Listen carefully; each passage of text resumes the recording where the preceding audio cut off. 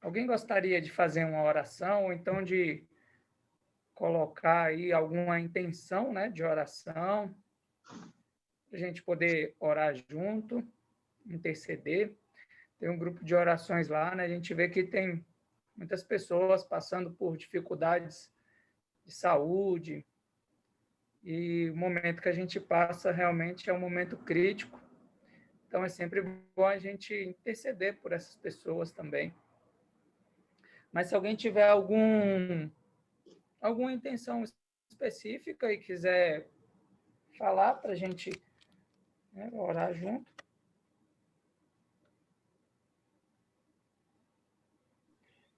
Por todos os que Alguém estão nos gostaria de fazer? hospitais, eu queria Oi, pedir Lilian.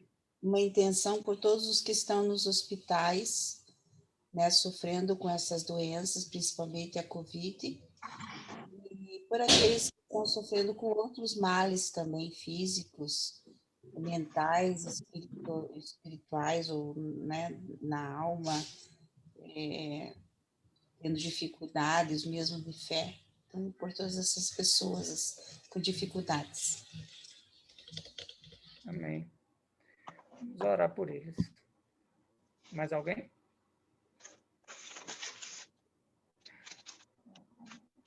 Eu vou fazer assim, então, como a gente fazia no nosso grupo presencial. Eu vou começar uma oração, a gente dá um momento de silêncio para, né, um silêncio introspectivo aí. Se alguém sentir no coração de continuar a oração, fique à vontade. E assim a gente vai, né, cada um tendo a sua oportunidade. Tá joia? Não se acanhem. Amado Senhor, Pai amado, Deus eterno, nós agradecemos a Ti por essa oportunidade de estarmos reunidos aqui nesse ambiente virtual, mas sabemos que em coração estamos todos próximos, unidos a Ti. Viemos mais uma vez pedir a Ti, Senhor, que nos alimente com a verdade, com o alimento espiritual, que é o pão da vida, nutra nossas almas, renove nossas energias para um viver elevado, espiritual e cheio de propósito.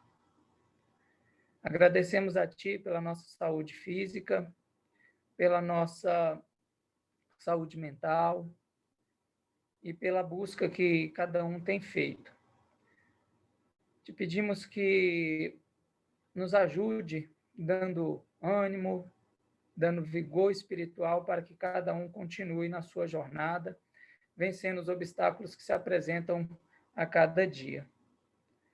Agradecemos a Ti por tudo, Senhor, e pedimos também por aquelas pessoas que estão passando por dificuldades de saúde, que estão enfermas nos leitos dos hospitais, principalmente acometidas dessa doença que assola a humanidade atualmente. Pedimos que inspire e ajude os nossos cientistas a conseguirem encontrar um remédio para essa doença. E pedimos a Ti que acalme o coração daqueles que estão afligidos e que chegue até eles com esperança e com alegria, para que eles possam ter a fé necessária para transcender os problemas. Pois sabemos que, por mais difícil que possa estar, há sempre a esperança em Ti, de uma vida melhor no porvir. Pedimos a Ti também que nos ajude nesse ano letivo que começa na Escola Urântia. Ajuda-nos com ânimo para estudar, para participar das aulas e nos ajude a despertar em nós também essa vontade de ensinar e de ajudar as outras pessoas a conseguirem caminhar pela fé também. Obrigado por tudo, amado Deus. Ilumina a mente de cada um de nós hoje, para que possamos aprender o que o Senhor precisa nos mostrar. Eu te peço isso em nome de Jesus. Amém. Amém. Amém.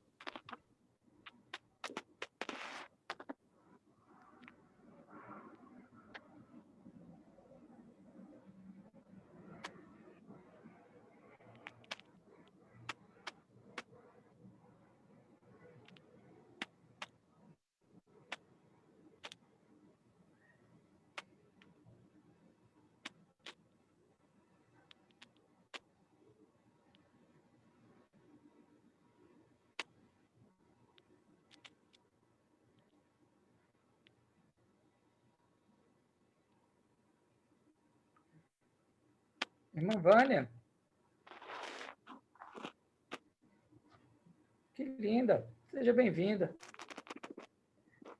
Bom, como ninguém continuou aí a oração, acho que a gente pode iniciar aqui. Deixa eu testar aqui a... Irmã Vânia, a senhora escuta a gente?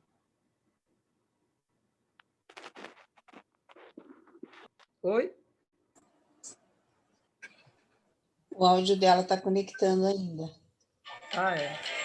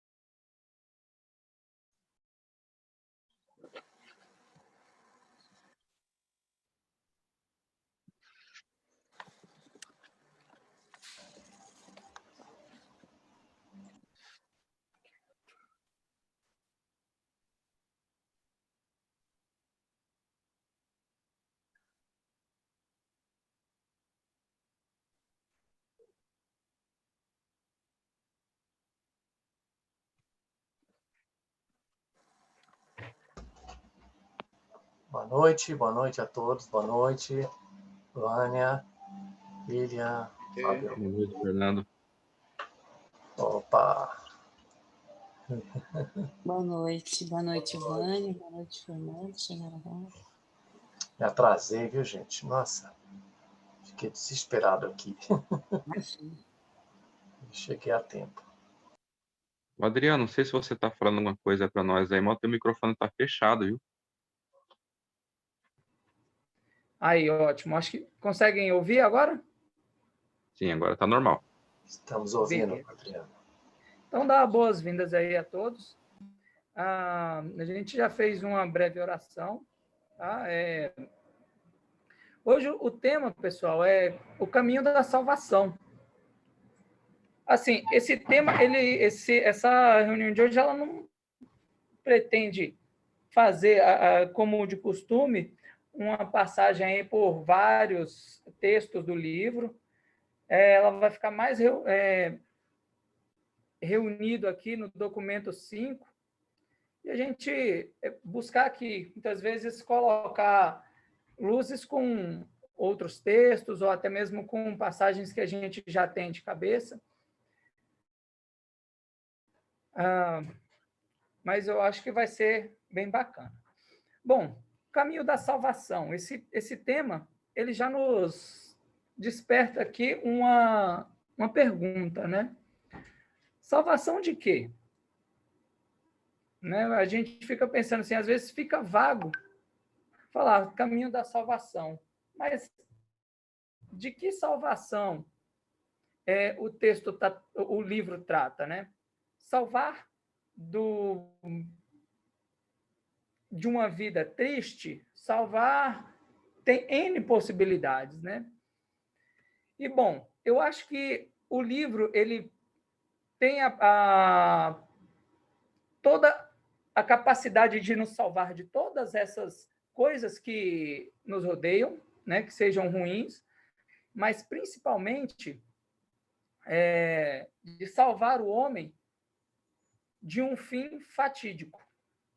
O que acontece? O livro diz que a nossa vida aqui no planeta Terra, ela é o começo de uma jornada ascendente. E que essa jornada ascendente, ela é opcional. Não é nem opcional, eu diria, ela é potencial. Ela pode ou não acontecer. Então, quando ela acontece, é como se você tivesse atingido uma meta. A meta de sobreviver após essa vida na Terra. Né? E para Deus, a criação do Supremo, essa é a meta para ele. É a salvação do homem do fim eterno. O livro pode te salvar da tristeza, a verdade pode te salvar de uma série de outras coisas. Mas o que o livro fala em salvação mesmo é de que essa possibilidade, de que esse potencial não se cumpra. E eu sei que muitos irmãos pensam que para esse potencial não se cumprir é muito difícil. Ah, mas é muito difícil, né? Acho que todas as pessoas elas vão passar e vão cumprir esse potencial. E o livro ele traz mais especificamente na parte onde Jesus fala de que esse potencial ele precisa ser trabalhado de uma maneira muito especial, muito, como que eu posso dizer aqui, muito séria, com muito afinco por nós, porque ela pode não ser aproveitada, e a probabilidade dela não ser aproveitada é muito grande.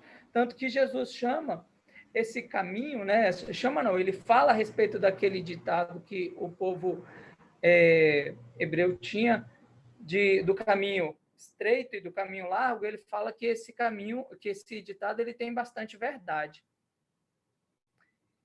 E o que acontece? A gente sabe também que nós vivemos em um planeta que sofreu muito com a rebelião sistêmica e com a rebelião planetária.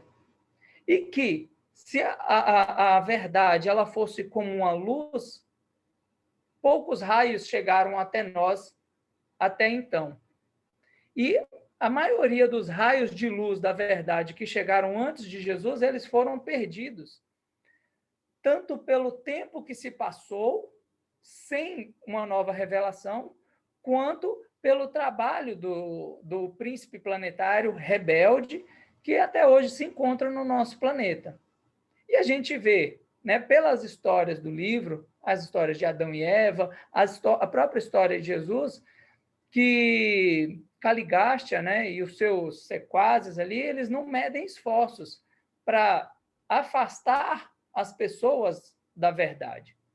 Então, assim, a gente vem perdendo, né, a verdade antes de Jesus, e depois de Jesus eu acredito também que ele não parou de trabalhar e de mexer os seus pauzinhos para que os seres humanos continuem confundidos. Mas qual que é o objetivo? Por que ele ganharia isso? O que ele ganharia com isso, na verdade? Por que ele gostaria de confundir os homens? Bom, o livro diz também que enquanto ele, quando eu digo aqui, Caligástia, ele tiver pessoas afins à causa dele, ele ganha tempo. E o julgamento dele é cada vez que passa protelado. Então, assim, o que acontece? Ele ainda está aqui porque muitas pessoas, eu não sei se consciente ou inconscientemente, estão aderidas ao paradigma que ele estabeleceu. Que, diga-se de passagem, é um paradigma rebelde. E rebelde, nesse sentido, não é aquilo que vem na nossa cabeça quando a gente fala de diabo, que a gente sempre pensa muitas vezes em um tridente, ou nos chifrinhos, né? Um ser com pele vermelha, não. Não é isso. quando se diz rebelde, o livro ele está dizendo em uma realidade paralela que é resistente à realidade de Deus. Por que eu chego nessa conclusão? Porque quando Lúcifer e os seus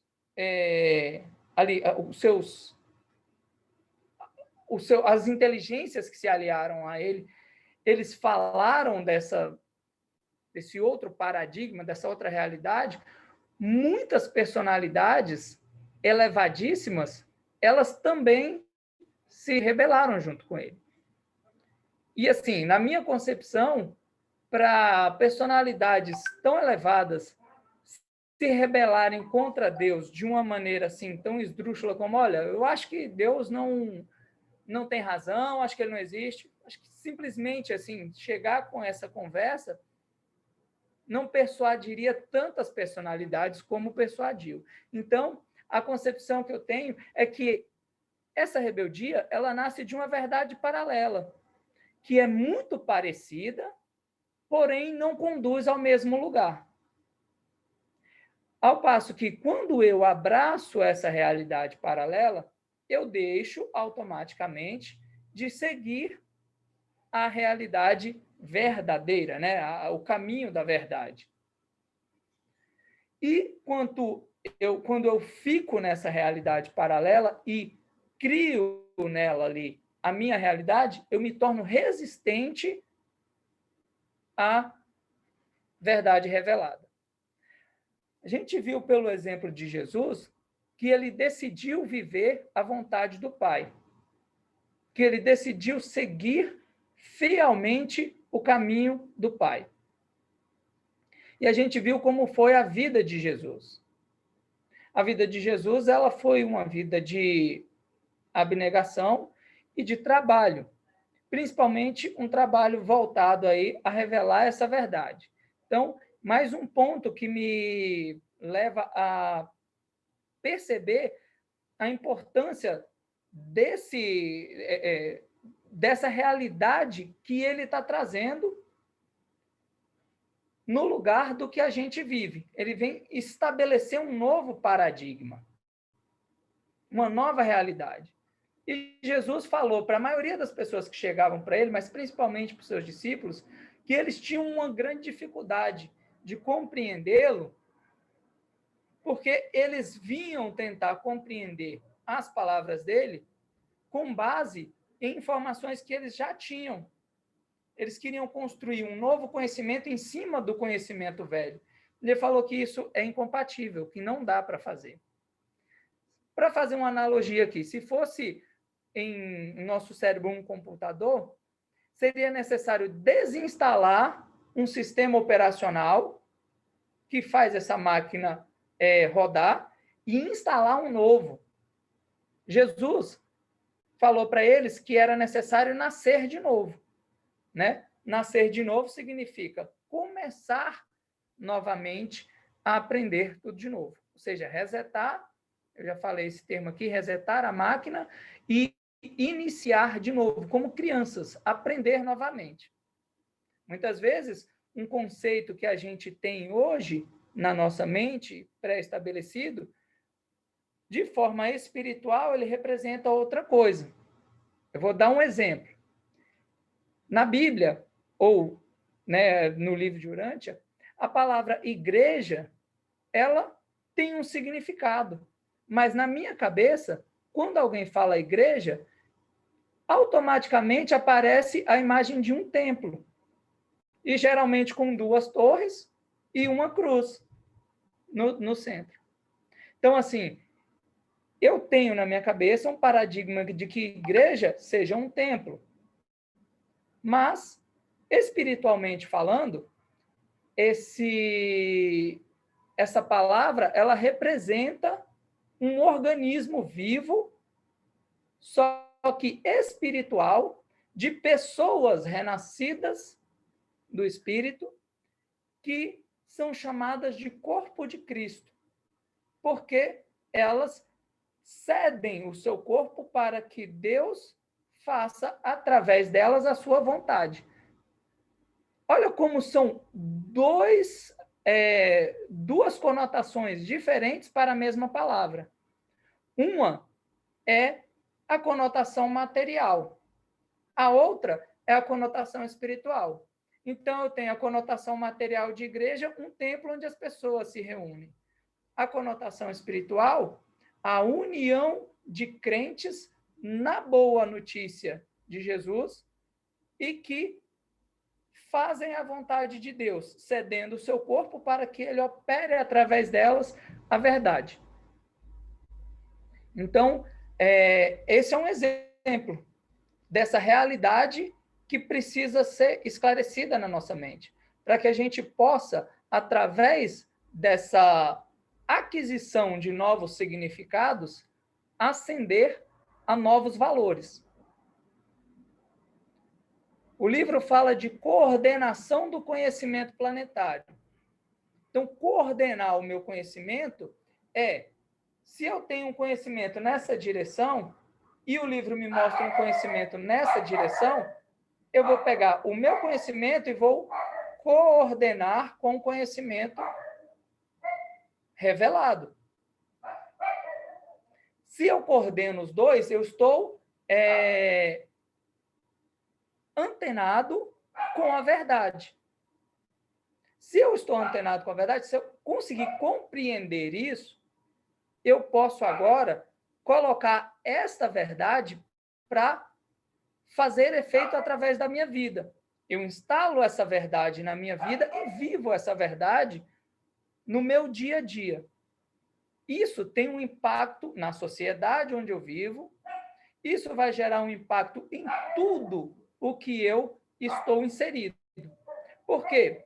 Se eu fosse, a exemplo daquela pessoa que,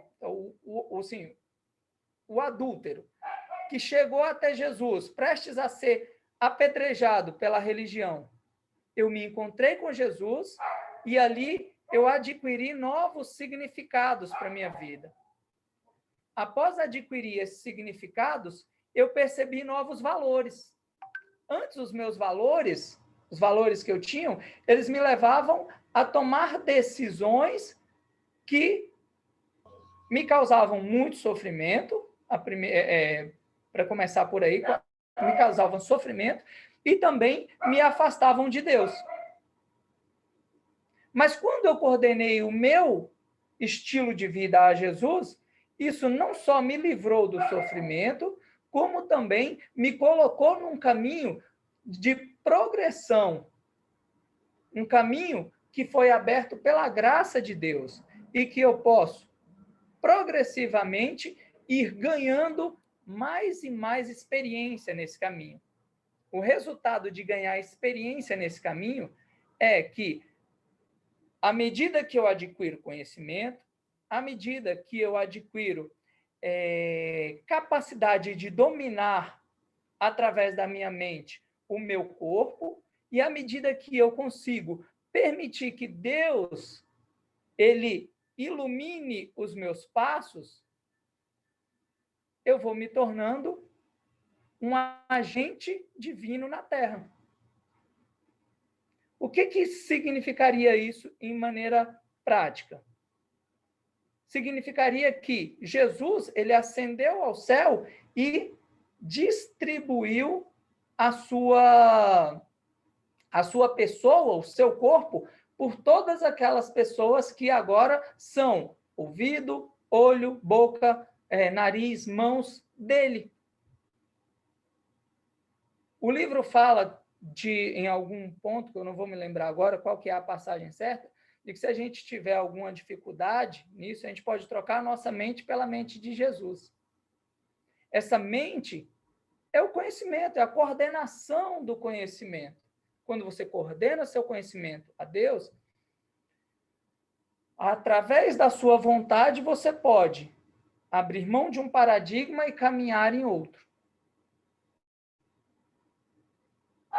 Então, quando nós fazemos isso, o livro fala que nós transcendemos a matéria. Assim, claro que não é assim, mas a gente entra no reino dos céus. Eu tenho uma forma um pouco diferente também de ver isso, que é, enquanto eu não tenho essa decisão de permitir que Deus ele guie os meus passos e de me dobrar às decisões de Deus na minha vida, eu estou obedecendo às minhas próprias decisões. Então, quando eu decido, ao invés de buscar ser guiado por Deus, eu estou com a minha autoridade encaminhando a minha vida. Se essa minha autoridade fosse representada por um trono, né, num reino dos céus, o meu trono estaria ocupado pela pessoa que tem autoridade, que seria eu. Se eu faço a minha vontade e obedeço a mim, eu estou no trono. Agora, quando Jesus chega e ele fala, você me dá o seu coração, eu saio do trono e coloco ele para reinar no trono do meu coração. Então, houve ali uma mudança de senhor. Houve ali uma mudança de direcionamento. Quem me dirigia era o meu ego, agora quem me dirige é o Pai. Jesus usou essa palavra, reino, para exemplificar isso. O que Lúcifer e os demais rebeldes fizeram? Eles colocaram a vontade deles acima do plano de Deus, da vontade de Deus. O que aconteceu no coração de Lúcifer? Ele trocou o Senhor. Ele falou assim, eu não quero servir a Deus, eu vou servir a mim mesmo. Observem que nós, através das nossas decisões diárias, nós também podemos estar fazendo isso. Ao passo que o livro diz que quando nós tomamos uma decisão favorável ao guiamento do Espírito, acontece a criação de uma realidade que é a nossa alma. Toda vez que eu tomo uma decisão favorável ao guiamento do Espírito, nasce ou fortalece a minha alma. E quando eu tomo uma decisão obstinada, né, quando eu conheço a verdade e sou resistente a ela, eu estou me tornando parecido ou identificado com o erro. E vou me anulando no tempo e no espaço. Bom, então, essa salvação, ela diz respeito à salvação da minha alma, à salvação da minha existência na eternidade. Coisa que, em um planeta normal, que não sofreu essa inversão de valores, essa inversão de significados e a inversão do paradigma, eu acredito que aconteça de maneira mais natural. Aqui é necessário meio que um tratamento de choque para que a gente nasça de novo, ou seja, entre em uma nova realidade e passe a pensar como Cristo. Tá? Depois, daqui a pouco eu vou ler aqui o que o pessoal está falando aqui, mas se alguém quiser fazer um comentário aí, fica à vontade. Deixa eu ver aqui o que está.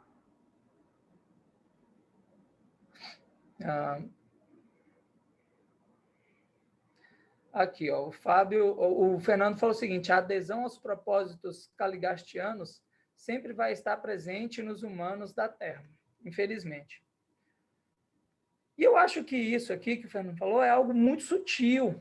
Às vezes a gente nem percebe. E o livro diz o seguinte, que para que a gente entenda o que a gente precisa fazer, é necessário que a gente busque o conhecimento, através do ministério da nossa mente, a gente consiga discernir entre o certo e o errado, e quando a gente opta pelo certo, ao invés do errado, a gente é conduzido pelo Espírito.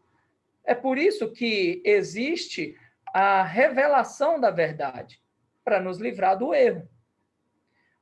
Fábio falou assim, eu acho que Caligasta também não desistiu ainda de ser o Deus de Urântia. Com certeza não.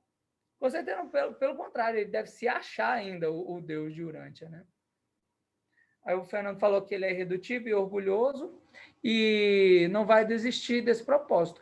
Claro que ele não vai desistir, a menos que as pessoas que se familiarizaram com ele abram mão dele e vão para o outro lado, né? Ele não pode fazer show sem plateia. Então, assim, ele não vai ser nem julgado nem condenado enquanto tiver plateia para ele, enquanto tiver gente ali afim dele. O pai não faria isso de forma arbitrária. Então, a gente já sabe aqui, salvar de quê? Salvar de que a minha alma se perca. De forma prática, como que a minha alma pode se perder? Quando eu me identifico com o erro e sigo o caminho da inexistência. O livro ele faz uma ressalva, ele fala assim, para as pessoas que não conhecem, não têm acesso à verdade, a vontade dessas pessoas, mesmo que seja miudinha, pouquinha, ela é suficiente para que essa pessoa ela segure uma oportunidade de tomar uma decisão consciente, mesmo que seja após a vida na carne. Mas para nós, né, que estamos aqui diante, pode-se dizer, dos reveladores, o que nos separa de ir para lá ou ir para lá, no caso, salvação ou não, é a nossa vontade. A nossa vontade de chegar e falar assim, olha, reveladores, eu quero que vocês me mostrem o que eu preciso fazer. E aí, basta ler, investir tempo, investir vontade, que eles vão revelar para nós, né? Então, dá as boas-vindas aqui a quem chegou um pouquinho atrasado, sejam bem-vindos. Vou compartilhar com vocês aqui a tela. Então, o que acontece? Esse texto aqui, eu escolhi ele e ele fala bastante a respeito disso. Eu vou ler e depois tem alguns comentários, tá? Então, no documento 5, né, ele diz assim, o nosso Pai não se esconde, ele não se encontra em reclusão proposital. Ele mobilizou os recursos da sabedoria divina em um esforço sem fim para revelar a si próprio aos filhos, nos seus domínios dos universos. Uma grandeza infinita, uma generosidade inexprimível estão ligadas à sua majestade, à majestade do seu amor, que o leva a almejar a associação com todos os seres criados, capazes de compreendê-lo, amá-lo ou aproximar-se dele. Então, olha só, a generosidade e o amor de Cristo em se aproximar de nós através da nossa mente, ele ser inteligível a nós, né? E, portanto, são as limitações inerentes a vós, né, a nós, inseparáveis da vossa personalidade finita e da vossa existência material, que determinam o tempo, o lugar e as circunstâncias pelas quais podeis realizar a meta da jornada da ascensão mortal, para chegar à presença do Pai no centro de todas as coisas. Então, são as nossas próprias limitações. As nossas limitações são inúmeras e ainda são potencializadas por tudo isso que a gente falou aqui, do nosso paradigma que a gente, infelizmente, vive aí, né, por conta de todos os infortúnios dos nossos governantes espirituais. Então, o que a gente vê? Que o pai se esforça para se tornar inteligível aos seus filhos. E isso é a maior demonstração de misericórdia, generosidade e amor por nós. Embora a ida até a presença do Pai no paraíso deva aguardar até que tenhais alcançado os níveis finitos mais elevados de progressão do espírito, vós deveis rejubilar-vos com o reconhecimento da possibilidade sempre presente de comunhão imediata com o espírito outorgado do Pai, que está associado tão intimamente à vossa alma interior e ao vosso eu em constante espiritualização. Então, o que acontece? Ele está falando para pessoas que chegaram até esse livro, que estão buscando a espiritualização. E ele está dizendo, olha, tem um caminho a ser percorrido, né? E à medida que nós evoluímos, que nós progredimos, nós vamos descortinando realidades espirituais. Tudo isso vai se tornando mais claro. Realmente é bem complicado da gente entender tudo o que o Pai precisa mostrar para nós, porque realmente nós estamos do outro lado da história. Primeira coisa que tem que ser feita para que o Pai ele possa nos mostrar isso é, em primeiro lugar, eu tomar a decisão de olhar para Deus, ou seja, de me virar. Se eu estou de costa para Ele, conversão significa eu me virar para Ele. Virar para Ele e começar a caminhar no sentido que Ele está me vendo e que eu posso vê-lo. Continuando aqui. Os mortais dos reinos, do tempo e do espaço podem diferir muito pelas capacidades inatas e dons intelectuais. Podem desfrutar de ambientes excepcionalmente favoráveis ao avanço social e ao progresso moral. Ou podem padecer da falta de qualquer ajuda humana à cultura e aos supostos avanços nas artes da civilização. No entanto, as possibilidades de progresso espiritual na carreira ascensional são iguais para todos. Graus crescentes de discernimento espiritual e dos significados cósmicos são conquistados de um modo inteiramente independente de todas as diferenças sociomorais entre os ambientes materiais diversificados dos mundos evolucionários. Bom, todos nós, todos os homens, ele está dizendo que nós possuímos as mesmas capacidades e possibilidades de progresso espiritual, independente se eu nasci numa família rica, pobre, bem instruída, mal instruída. Porque o que que a gente vai perceber pelo livro de Urântia são as nossas decisões mais simples. Porém, as mais difíceis, decisões em prol da verdade, é que nos espiritualizam. Então, é por isso que todos nós estamos em pé de igualdade quando se diz respeito à salvação da nossa alma, à espiritualização da nossa personalidade, do nosso eu. Continuando aqui. Com quantos mortais de Urântia possam diferir... deixa eu ver aqui. Com quantos mortais de Urântia possam diferir pelos seus dons e oportunidades intelectuais, sociais, econômicas e até mesmo morais, não vos esqueçais de que a dotação espiritual deles é uniforme e única. Todos desfrutam da mesma presença divina, da dádiva do Pai, e todos são igualmente privilegiados em poder buscar a comunhão pessoal íntima com esse espírito residente de origem divina. E da mesma forma, todos eles podem igualmente optar por aceitar a liderança espiritual uniforme desses monitores misteriosos. Então, aqui, o que eu estava falando para vocês, aceitar a liderança, sair do trono e deixar quem realmente sabe fazer as coisas para a nossa salvação nos governar. Então, assim, Deus nos dá a todos a dádiva dos monitores misteriosos, os nossos ajustadores do pensamento. Eles vêm nos residir e nos guiar. Ele também nos dá a livre escolha de seguir ou não seguir a eles, o guiamento deles. É justamente nisso que está impressa aí a misericórdia de Deus para nós. Nessa possibilidade dele próprio estar conosco. Às vezes a gente pensa que é inerente à nossa situação de filhos, sermos salvos. Mas o que me parece mais pelo livro de Urântia é que essa é uma oportunidade que só está aberta para quem realmente deseja com todo o afinco, com toda a vontade do coração.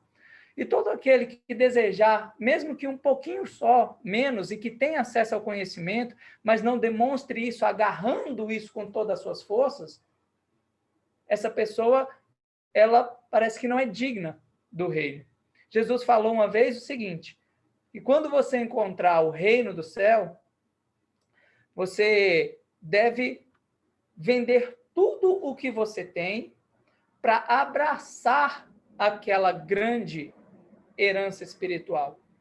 Se você encontrar um campo que você tem certeza que ali tem uma jazida de minerais muito preciosos, você vende tudo que tem e compra aquele campo. Isso, materialmente falando, é uma realidade para nós. O que está acontecendo aqui é que a gente está diante de um campo espiritual com uma riqueza inestimável. E nós não queremos, muitas vezes, deixar os nossos... vender tudo que temos para comprar essa salvação, essa passagem, né, para uma vida que não tem fim. Eu estou tentando jogar esses textos aí, se vocês quiserem, depois eu passo esses textos para vocês, tá? Por exemplo, esse texto do campo, né, que Jesus fala, ele é bem fácil de encontrar no livro. Então, continuando aqui. Se o homem mortal é motivado espiritualmente, aí aqui tem uma palavra que corrobora com o que eu estou falando, né? De todo o seu coração, consagrando-se sem reservas a fazer a vontade do Pai, então, posto que ele de um modo tão seguro e tão afetivo, dotado espiritualmente com o ajustador divino residente, não podem deixar de se materializar na experiência desse indivíduo a sublime consciência de conhecer a Deus. Está vendo que o novo nascimento e o conhecer a Deus, eles andam atrelados, eles andam juntos? E a superna certeza da sobrevivência, com o propósito de encontrar Deus por meio da experiência progressiva de se tornar mais e mais como Ele. Então, através disso aqui, a gente pode listar aqui, né? Deus nos mostra o passo a passo da salvação. Primeiro, eu consigo perceber aqui motivação espiritual de todo o nosso coração. De todo o nosso coração para seguir a Deus. Consagração sem reserva da vontade humana a fazer a vontade de Deus. Aquela coisa. Dá o trono ao rei. Saia do trono. Não seja resistente à verdade. É difícil? É difícil. Mas, quando você faz isso, vem uma certeza de sobrevivência eterna que elimina todo o seu medo. O verdadeiro amor de Deus preenche o seu coração e ele lança fora todo o medo. E aí, depois desse novo nascimento, vem a busca pelo alimento espiritual, o conhecimento de Deus. Nós somos seres reflexivos, então nós precisamos de um referencial para seguir. Então, o nosso referencial é a verdade revelada, para que eu possa cada vez mais me esforçar moralmente a me tornar melhor, mais parecido com meu Pai. Por isso que o homem renascido do Espírito, ele busca a vontade de Deus, a verdade, a conhecer a verdade. Nisso tudo surge a certeza da sobrevivência e nós vamos paulatinamente nos tornando mais e mais parecidos com o nosso referencial, que é o Pai. O homem é espiritualmente residido por um ajustador do pensamento. Esse ajustador é de sobrevivência eterna. Se tal mente humana for sincera espiritualmente, sincera e espiritualmente motivada, se tal alma humana desejar conhecer a Deus e tornar-se semelhante a Ele, se quiser honestamente fazer a vontade do Pai, não existe influência negativa alguma de privação moral, nem de poder ativo, positivo, que possa impedir essa alma divinamente motivada que ela ascenda com segurança até os portais do paraíso. Note essas palavras que ele está falando, né? Motivação espiritual e honestidade, né? As chaves do reino são sinceridade, mais sinceridade ainda. Então, é o homem querer mesmo a Deus, né? E esse é um processo que envolve o eu total do homem, né?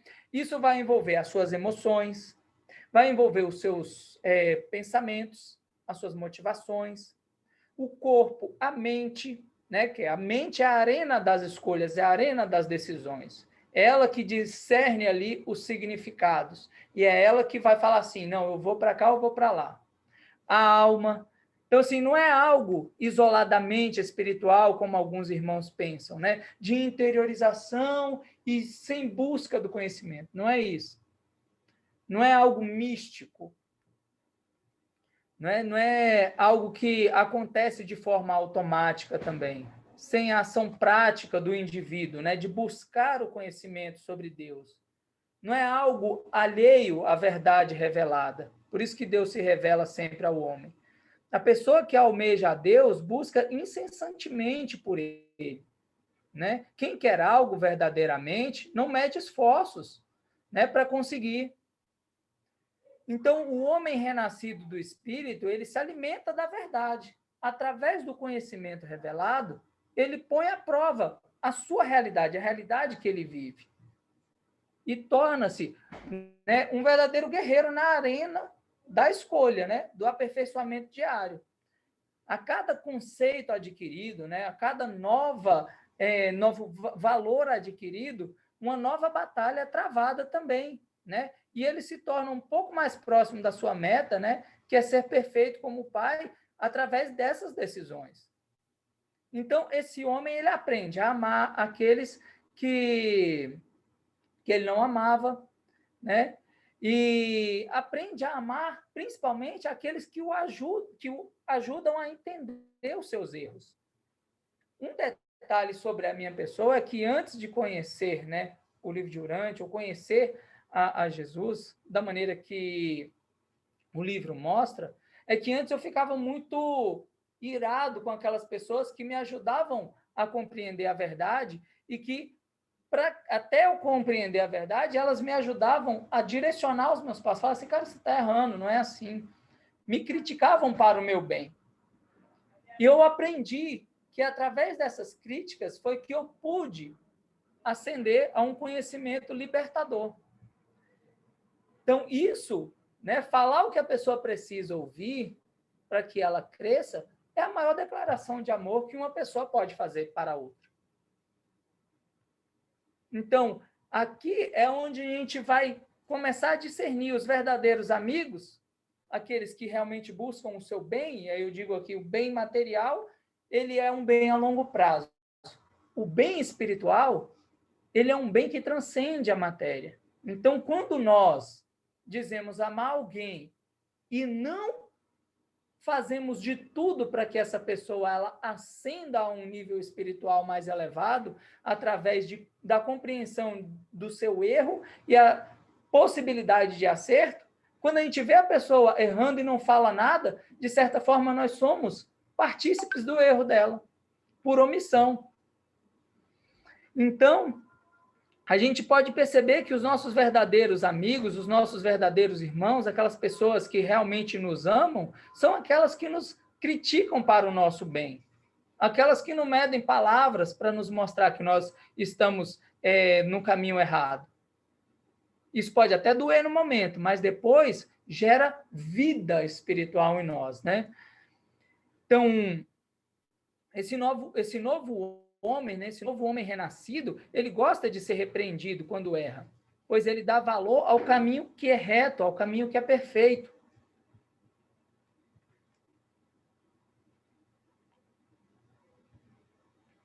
O Pai deseja que todas as suas criaturas estejam em comunhão pessoal com ele.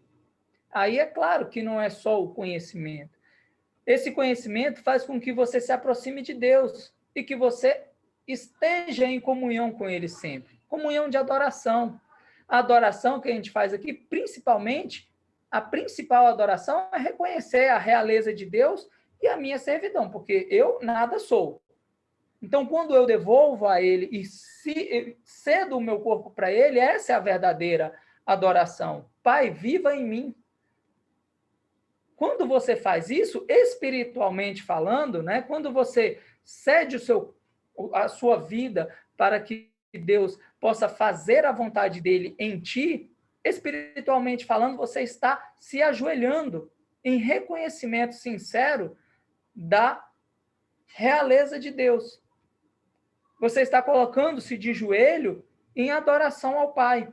Essa é a verdadeira adoração que nós podemos oferecer a Deus.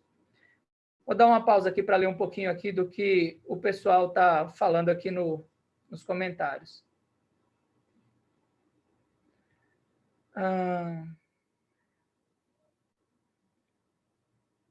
Onde que foi que parei? Se Caligástia fosse condenado hoje e retirado do planeta, como ficariam as ações dos que são influenciados e alinhados com suas ideias? Eles ficariam órfãos, né? E o Pai não faz isso.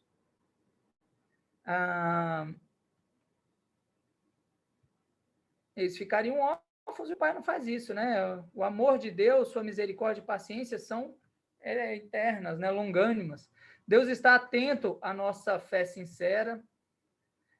Todos podem evoluir, estão em vários estágios de evolução, com certeza. Com certeza. E é através disso, né? Através desse conhecimento que a gente tem de que todos estão evoluindo, é que entra a importância das reuniões de congregação. Essa congregação, isso, mais ou menos isso que a gente está fazendo aqui, ela serve para fortalecer a minha fé, porque o caminho é difícil para mim, o caminho é difícil para a Lilian, é difícil para o Neemias, é difícil para todos nós.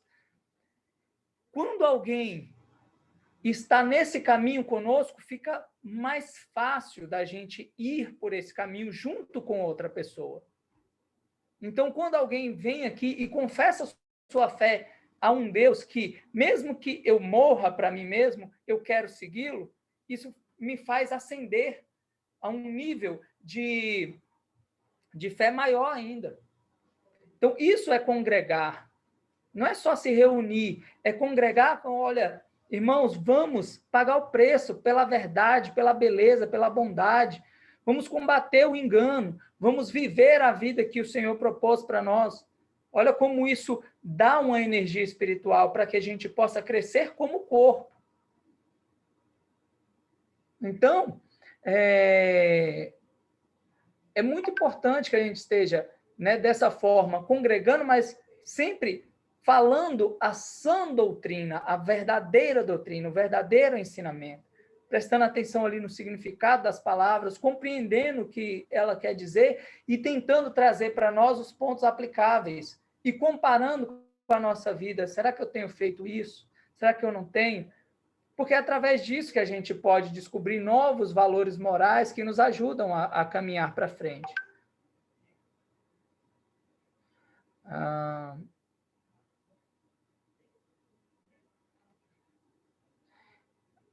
A Lilian colocou aqui, cada mortal consciente ou inconscientemente esteja seguindo o guiamento do seu ajustador residente, está vivendo de acordo com a vontade de Deus. Estar consciente da presença do ajustador é estar consciente da presença de Deus. A fusão eterna com o ajustador, com a alma evolucionária do homem, é a experiência factual da união eterna com Deus como uma deidade coligada universal. Companheira, esse é o trecho do documento 107,4. Maravilhoso, né? Porque tudo está interligado. O livro ele fala de uma mesma coisa. Ele sempre está falando de uma mesma coisa. Quando você está residido por um ajustador e lê a verdade ou ouve de um irmão a verdade, mesmo que ela seja dura, o seu ajustador ele fica alegre, porque é essa verdade que te salva. O seu anjo guardião ele deve também ficar muito alegre e eles só vão liberar essa alegria quando você se converte daquele caminho errado para a verdade revelada. Porque enquanto você entendeu e resistiu, você está dizendo, não, isso não é para mim. Mas quando você entendeu a verdade, você comparou com a sua vida, você falou assim, eu preciso mudar. Você é sincero contigo. E quando você toma essa decisão, essa alegria do ajustador, do anjo residente, do ser intermediário que cuida de você, ela automaticamente é libertada. Porque, eita, disso ele não morre mais. Disso ele não perece mais. Pode ter outros erros, que ele ainda vai descortinar lá na frente. Mas desse erro em específico, o Adriano, a Lília, o Luciano, ele não morre mais. Então, a gente adquire conhecimento. Depois que nós adquirimos conhecimento, nós damos um passo à frente, adiante. Pessoas que não gostam que intervenhamos com o erro deles, né? São poucos os humildes que aceitam uma intervenção fraterna em favor deles. Bom, infelizmente isso é verdade. A maioria das pessoas, quando elas recebem uma repreensão amorosa de um irmão, ela já fala logo que é um julgamento. Você está me julgando. Você está me julgando. E não é um julgamento. É uma oportunidade de mudança. Muitas vezes a pessoa não queria falar aquilo, porque ela sabe que vai ganhar o dessabor momentâneo seu. Mas quando você tem a humildade de falar assim, olha, meu irmão, vou pensar sobre isso.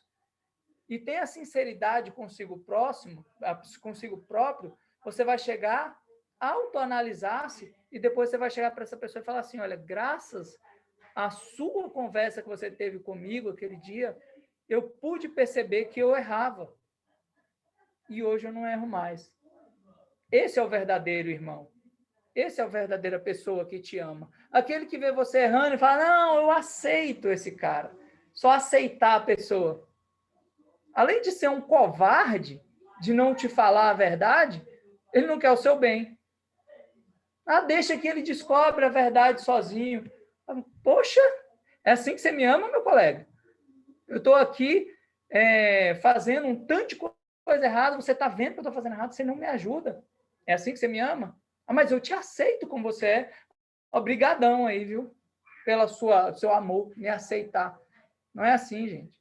Quem ama, qual é o pai que vê o filho entrando por um caminho errado e não vai falar? Jesus falou para que nós amássemos uns aos outros como ele nos amou. Porque ele nos ama como pai. Continuar aqui. Quem quiser interferir aí, falar alguma coisa. Bom, então, ele tem no paraíso um lugar para receber todos aqueles cujo status de sobrevivência e cuja natureza espiritual torna impossível tal realização. Portanto, estabelecei na vossa filosofia, agora e para sempre, que para cada um de vós e para todos nós, Deus é acessível.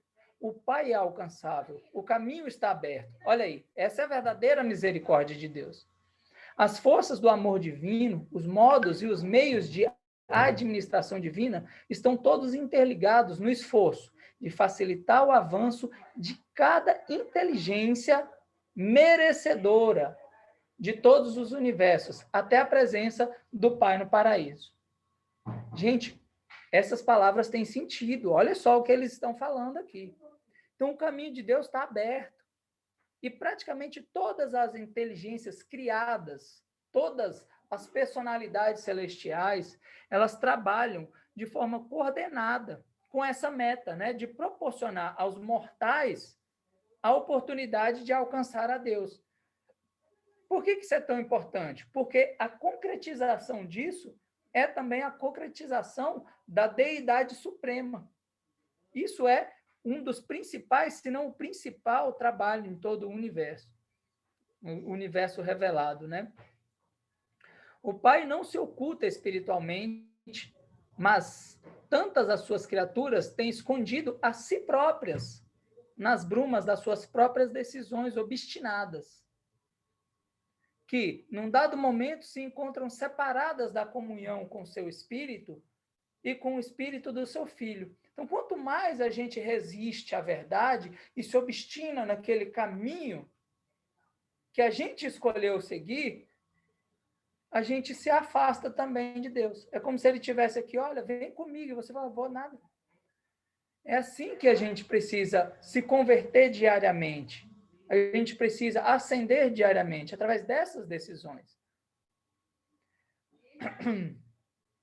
Por uma escolha dos seus próprios caminhos desviados e pela indulgência na autoafirmação das suas mentes intolerantes e as suas naturezas não espirituais. Intolerantes, hoje em dia, tem já uma conotação bem politicamente, aí que a gente sabe, né? O que ele diz aqui de intolerante é intolerante à verdade, é intolerante à realidade, tá? E a pessoa ela tem aquela autoindulgência, ela se aceita, ela simplesmente se aceita como ela é, uma autoindulgência para que ela possa viver a sua natureza não espiritualizada de maneira whatever, tanto faz. Então, isso aqui, ó, o livro está dizendo que isso te afasta de Deus, né? Quando nós nos escondemos de Deus, né? Quando nós tomamos decisões obstinadas, né? Quando pelas nossas escolhas, né? Nós optamos por caminhos desviados, né? Pela indulgência na autoafirmação das nossas mentes intolerantes, né? E aqui eu digo sobre o entendimento cristalizado de vários tipos de coisas que a gente já traz como bagagem, né?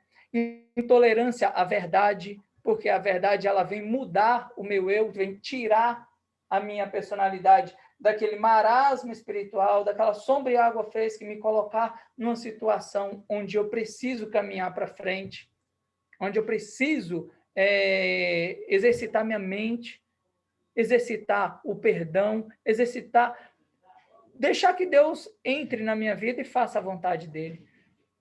Então, assim, precisa realmente morrer e reviver para Deus a cada dia. O homem mortal pode acercar-se de Deus e, repetidamente, pode abandonar a vontade divina, desde que ele conserve o seu poder de escolha. Eu achei esse texto aqui fantástico, e ele vai continuar. Mas o que acontece? Como que o homem pode perder o seu poder de escolha? Muitas vezes a pessoa pensa, ele perde o poder de escolha quando ele morre, quando ele tem a morte da consciência, quando tem a morte mental. Será que é só isso? Será que só acontece quando o homem perde a sua integridade física? Ou esse texto se refere a perder outra forma, né, de poder de escolha? Olha só o que diz aqui, né? O destino final do homem não está selado, enquanto ele não houver perdido o poder de escolher a vontade do Pai. Olha só, então a gente pode perder o poder de escolher a vontade do Pai. Nunca há um fechamento do coração do Pai à necessidade e ao pedido dos seus filhos. São os filhos que fecham os seus corações, então os filhos estão em vida, né? Fecham os seus corações para sempre ao poder de atração do Pai, até finalmente e para sempre perderem o desejo de fazer a sua vontade divina e conhecê-lo e ser como ele. Então, aqui, perder o poder de escolher a vontade do Pai tem uma conotação que a pessoa está em vida e está consciente. Ela pode perder isso de forma consciente. Observe aqui, ó, nesse texto, eu não vou colocar o texto aqui para vocês, mas eu vou ler, tá? Do documento 66, o que o livro diz sobre Caligástia. Vou ler aqui para vocês. Eu estava presente... Deixa eu parar aqui. E eu vou ler aqui para vocês. Eu estava presente em Jerusalém quando o brilhante Caligástia partiu na capital do sistema. Nenhum príncipe dos planetas jamais embarcou em uma carreira de governo de um mundo com uma experiência preparatória mais rica ou de melhores perspectivas do que Caligástia. Naquele dia memorável, há meio milhão de anos, uma coisa é certa.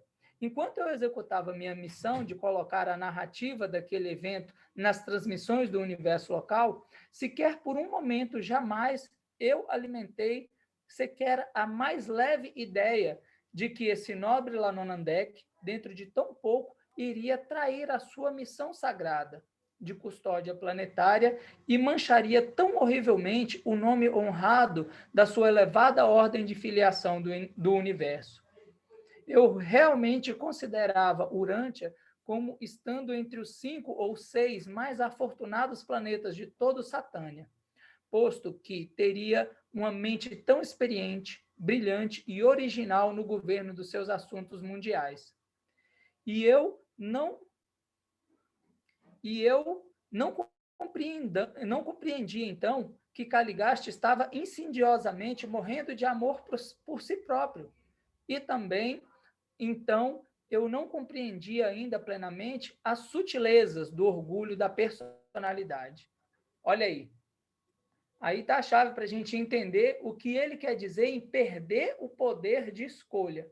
Tá? Ó, orgulho da personalidade e o amor por si próprio, pela autoconsciência, pelo que ele compreendia, porque ele sabia. Então, assim, ele não se curvava mais a Deus. Então, será que esse amor por si próprio, juntamente com o orgulho da personalidade, tem algo a ver com o poder de decisão?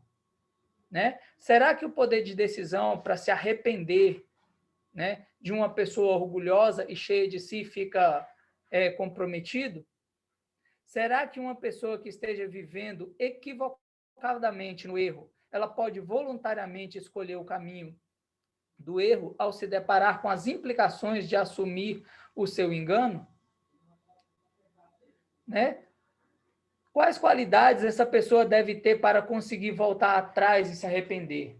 Né? Será que uma delas não é a qualidade de ter ali um pouco menos de orgulho? O orgulho fecha os seus olhos para a graça de Deus, fecha o seu coração, e você perde o seu poder de voltar atrás. Nesse ponto, não há o que fazer, porque você não consegue mais enxergar a verdade. Onde é esse texto, Adriano, que você terminou de ler aí, por favor? Documento 66. Documento 66, 1.5. Ok. E o outro é o 5.1.11. O texto padrão. Esse que você citou aí agora, se referindo à Caligácia... Documento 66. Ok. Documento 66, 1.5. Então, continuando o texto, né? Do mesmo modo, o destino eterno do homem fica assegurado quando a fusão com o ajustador proclama ao universo que tal ser ascendente efetuou a escolha final e irrevogável de viver a vontade do Pai. Então, aqui, para viver a vontade do Pai de forma irrevogável, qual a vontade que eu devo colocar em segundo lugar? Eu não tenho como viver a vontade do Pai, sendo que a minha vontade sempre prevalece. Né? Então, o livro se trata disso, gente. De renascer do Espírito significa dar a oportunidade do Pai viver em minha vida e ele se expressar através de mim. É isso que ele está dizendo. Esse é o caminho da salvação. O grande Deus faz contato direto com o homem mortal e cede uma parte do seu ser infinito, eterno e incompreensível para que viva e resida nele. Deus embarcou junto com o homem na aventura eterna. Se vós vos renderdes aos guiamentos das forças espirituais dentro e em torno de vós, não podeis falhar em alcançar o destino elevado, que foi estabelecido pelo Deus pleno de amor, como meta universal para as suas criaturas ascendentes dos mundos evolucionários do espaço. Então, eu gostaria de frisar aqui, se vós vos renderdes aos guiamentos das forças espirituais. Então, assim, é preciso um rendimento do meu ego para que Deus ele possa se expressar. O homem que ama a Deus, né, ele sente em seu coração a verdade. Ele sabe quando algo é genuíno. O homem que busca a Deus, ele sabe quando o Espírito está falando ao coração dele. O problema é quando ele resiste a isso. Quando o Espírito está ali manifestando todo o seu amor por ele, ele resiste àquilo e se torna um obstinado. Essa é a verdadeira blasfêmia contra o Espírito. Tá? Essa é a verdadeira forma de rejeitar a Deus. O hipócrita, ele tenta sempre enganar a si próprio. Ele finge que não é com ele. Ele faz aquele ouvido, né? O famoso ouvido de mercador. Mas nós não podemos ser assim, né? Porque Deus, ele discerne as intenções dos seus filhos. Né? Olha o que Jesus nos ensina, né? No documento 133, 4:11. Vou colocar aqui, ó, para que vocês anotem aqui, ó. 133, 4:11. Quem quiser ver de novo. Aquela passagem do menino em fuga. Jesus diz assim, ó, esse menino aqui representa a nós aqui, ó. Ao garoto em fuga, Jesus disse: lembra-te que há duas coisas das quais não podeis fugir: de Deus e de ti próprio. Para onde quer que possa ir, levar-te-ás contigo a ti próprio e ao Espírito do Pai Celeste, que vive dentro do teu coração. Meu filho, para de tentar enganar a ti próprio. Estabelece-te na prática corajosa de encarar os fatos da vida. Apoia-te firmemente na segurança da filiação a Deus e na certeza da vida eterna, como eu te ensinei. Desse dia em diante, propõe-se a ser de fato um homem determinado a encarar a vida com bravura e com inteligência. Esse garoto em fuga já fui eu. E muitas vezes pode ser você hoje. Pode ser alguém que você conheça, que esteja fugindo da verdade. Esse garoto em fuga é uma parábola da vida de cada um de nós, quando se depara com a verdade eterna e tenta racionalizá-la para poder fugir das implicações que ela tem na nossa vida prática. Nós não podemos fazer isso, porque isso é uma verdadeira assinatura de que isso não é para você, de que o caminho de Deus não é para você. Eu posso garantir para vocês, entreguem-se a Deus com o coração aberto, que o que há após essa morte do ego é muito melhor do que qualquer tipo de prazer que você possa ter hoje.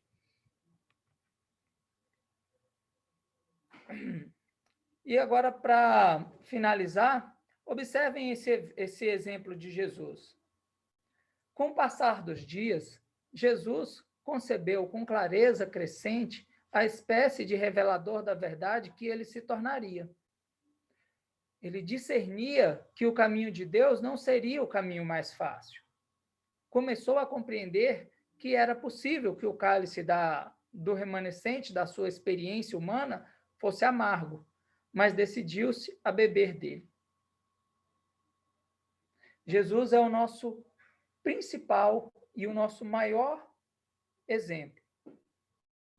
Seguir os passos dele é caminhar no caminho da salvação. E o que ele está dizendo para nós aqui por esse texto é, à medida que você vai entendendo o que eu estou falando, o que o livro está dizendo, você vai compreender que o caminho de Deus, ele não é o mais fácil. Ele começa a entender que o cálice da sua experiência humana, ele é amargo. Mas Jesus disse para nós, aquele que quiser vir após mim, aquele que quiser se tornar meu seguidor, aquele que quiser se salvar, venha após mim, tome sua cruz e me siga. Eu não vou te livrar dos problemas da vida, isso não vai acontecer. Principalmente se você se entregar a Deus, isso vai realmente te assolar a cada momento. Mas eu prometo estar contigo, como um amigo íntimo, como uma pessoa que vai compartilhar contigo essas dores, porque você é o meu corpo aí na terra, em cada decisão que você tomar. Mas opte por pagar o preço da verdade. Opte por fazer o que é justo, o que é certo. E o que é certo na eternidade. Bom, meus irmãos, esse cálice que o Pai propõe a nós, certamente não é o cálice da facilidade. Ele é preto no branco, assim como eu disse aí no livro. Não trouxe palavras minhas, eu procurei exemplificar com o próprio livro as coisas que estão escritas. É claro que nada substitui a leitura íntima e a comunhão espiritual sua com Deus, mas reflitam sobre o que eu falei. O vídeo vai ficar disponível E vocês podem depois anotar cada uma dessas referências, orar e pedir a Deus discernimento para saber se realmente é assim. Mas peçam a Deus a coragem de entender isso com a razão, não com aquela razão, com a razão espiritual e não com a razão humana que quer sempre proteger o ego da verdade. É necessário o novo nascimento. É necessário que a gente consiga realmente dar um passo além na nossa fé. Deus, ele quer nos ajudar a fazer isso. Mas para isso a gente tem que querer. A gente tem que buscar o conhecimento.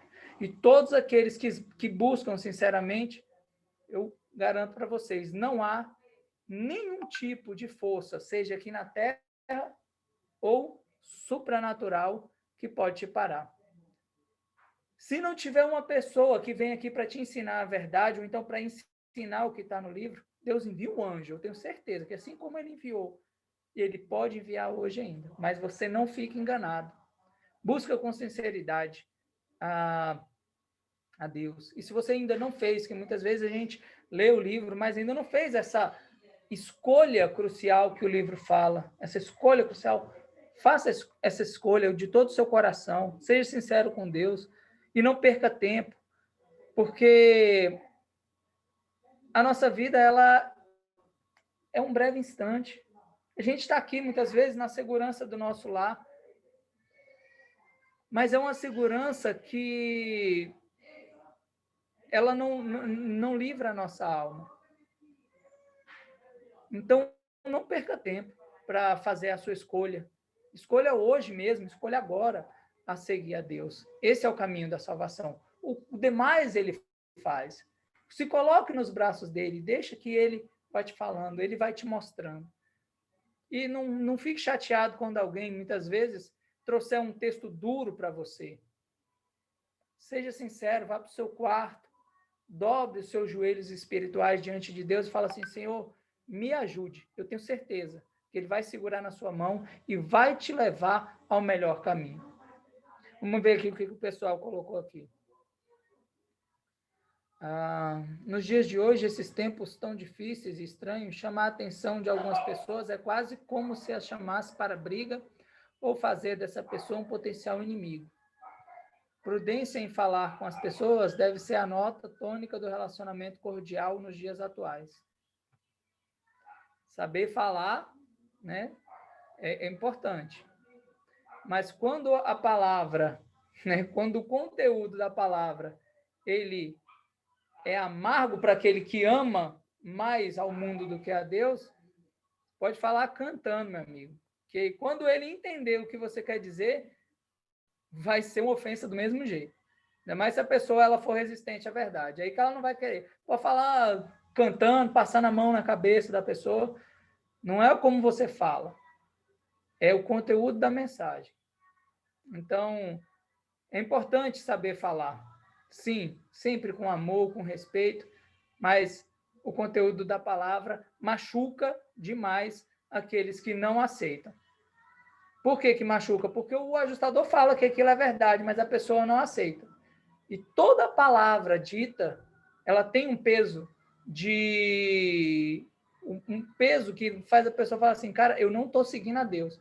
Por isso que ela fala que você julga. Você me julga. Não, quem julga é você. Você está ouvindo a verdade e sabe que não está caminhando no caminho reto e você que está se julgando. Você está falando, eu não sei, mas só que você não aceita. Quando você não aceita, você fala que o outro está te julgando. O ouvido do hipócrita é um ouvido mouco de mercador. Aprendi uma frase essa semana, num discurso online, que diz, mais vale um soco da verdade do que um beijo da mentira. Essa frase me impactou bastante essa semana toda, Fernando. Angélica saiu, boa noite. Muito boa a palestra, muito proveitosa, Fernando. Bom, vou deixar aqui agora a vocês que quiserem participar. Fiquem à vontade, pessoal. Se quiser fazer perguntas ou então compartilhar alguma coisa, algum testemunho. Espero que vocês tenham gostado.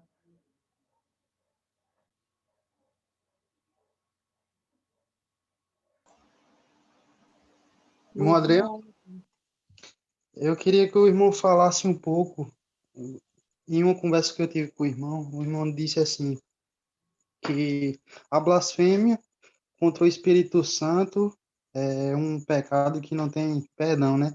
Aí eu queria que o irmão comentasse, assim, um pouco do que o irmão discorreu, assim, conversando comigo, que é a gente receber a palavra de Deus e ignorar. Isso é um... Eu queria que o irmão comentasse um pouco. Tá bom, Gabriel. Esse texto aí, ele é uma das coisas mais comentadas no meio religioso, né? A blasfêmia contra o Espírito. E muitas vezes as pessoas acham que muitas vezes você fazer piada com o nome de Deus, muitas vezes assim, essas coisas humanas, boba, né? Fazer brincadeiras e tal. Só que esse texto ele não está correlacionado só com isso, tá? O que acontece? Nós, seres humanos, nós temos o ajustador do pensamento e, hoje, o auxílio do Espírito da Verdade. Esses ajudantes celestiais, eles fazem com que o ser humano ele capte a verdade. Por isso que, às vezes, quando a gente termina de ouvir alguma coisa que nos ajuda a compreender a verdade, a gente fica assim, introspectivo. A gente entra em guerra íntima, entendeu? A gente entra em guerra íntima. E todas as pessoas, elas sentem isso. Desde o fariseu hipócrita até o discípulo de Jesus. Aquele fariseu, né, aquelas pessoas que Jesus falou, né, quando elas estavam ali levantando-se contra ele, pedindo a palavra para poder negá-lo ali naquela reunião que eles estavam, elas tinham sentido no coração delas que o que Jesus falava era verdade. E mesmo assim, elas blasfemaram contra aquele sentimento que elas tinham no coração. Então, assim, elas sabiam do caminho e mesmo assim elas preferiam a glória do homem. Então, foi por isso que Jesus falou, olha, não há perdão. E não há perdão mesmo. Isso aí a gente acaba voltando para aquela roda de iniquidade. O iníquo, ele perde a qualidade de se arrepender, a possibilidade de se arrepender, porque ele se identifica com o erro. E o orgulho dele não deixa ele voltar atrás. Ele perde o poder de decisão. Porque se ele decide pela verdade, ele precisa negar a si mesmo. E negar a si mesmo, no contexto que ele vive, significa voltar atrás. Ele não pode voltar atrás. Então, assim, ele prefere blasfemar contra o Espírito Santo, que ele sabe que ele está falando uma mentira, e ele não tem perdão, porque ele não aceita o perdão divino. O perdão divino é dado de graça, né? Está derramado, mas só que ele fecha a porta. Fala assim, não, aqui não. Eu sou maior do que isso. E ainda fala assim, eu vou ser salvo do mesmo jeito. Eu vou ser salvo. Tô na fila. Entendeu, Gabriel? Entendi, meu irmão. Obrigado pela explanação. Eu agradeço pela pergunta.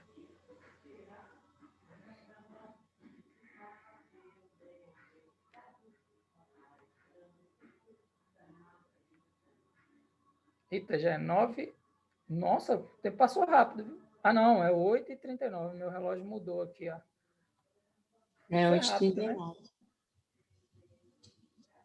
Foi bem rápido. Isso aqui ia demorar mais.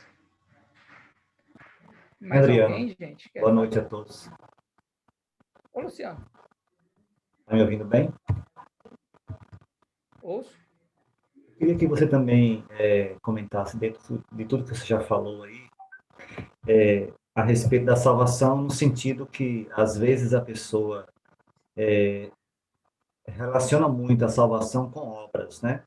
Tem que fazer alguma coisa para poder ser salvo. Tem que ter obras para ser salvo, né? Não somente acreditar, mas fazer alguma coisa. Então, eu ouço muito isso, né? Eu entendo que a salvação não tem nada a ver com obras, tem a ver com a confiança em Deus, tem a ver com a fé diretamente no Pai, né? E desejar essa união com Ele. Você poderia comentar um pouco nesse sentido? Excelente pergunta, Luciano. Essa pergunta aí, ela também já fez muita confusão na minha cabeça e na maioria das pessoas, né, com que eu converso. O que acontece?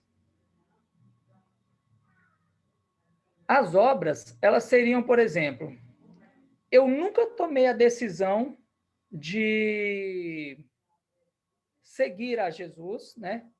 Comigo mesmo, naquela coisa de falar assim, olha, Senhor, eu entrego a minha vida em tuas mãos, sinceramente fazer isso, né? E voluntariamente pegar aqui ó, o relicário do meu coração e colocar nas mãos de Deus, do meu destino colocar nas mãos de Deus e me entregar inteiramente a Ele.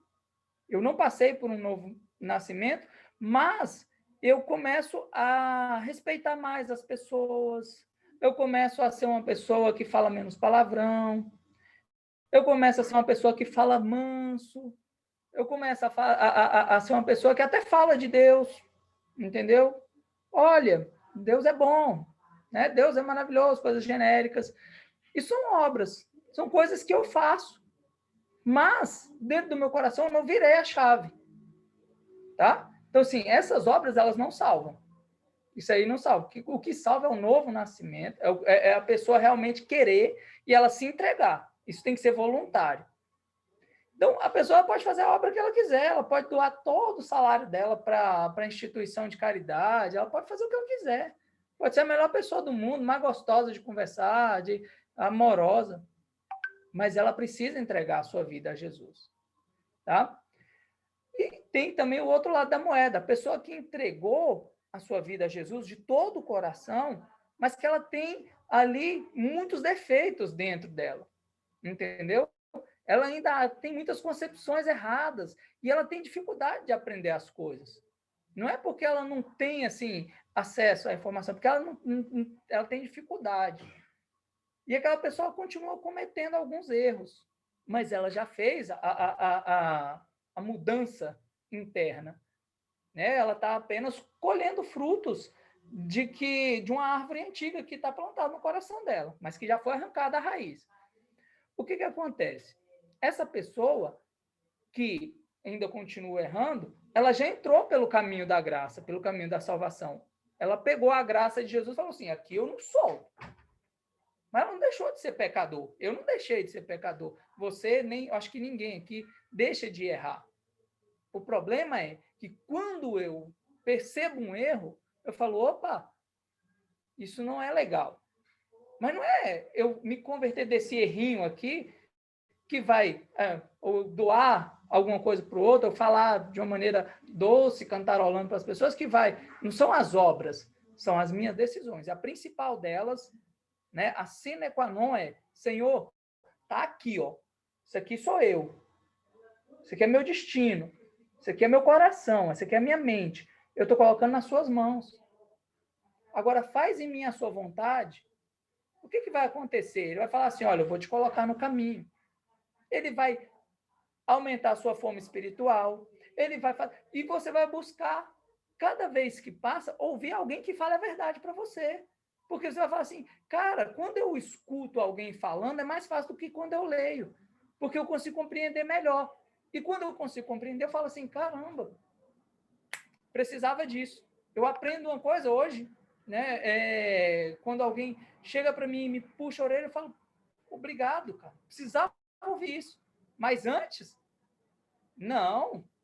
Aí eu pensava que era obras, eu pensava que era da cesta básica, eu pensava que era isso, eu pensava que era tolerar as pessoas. Não tem nada de tolerar, meu amigo. Não tem nada de tolerar, você tem que amar as pessoas, não tem que tolerar.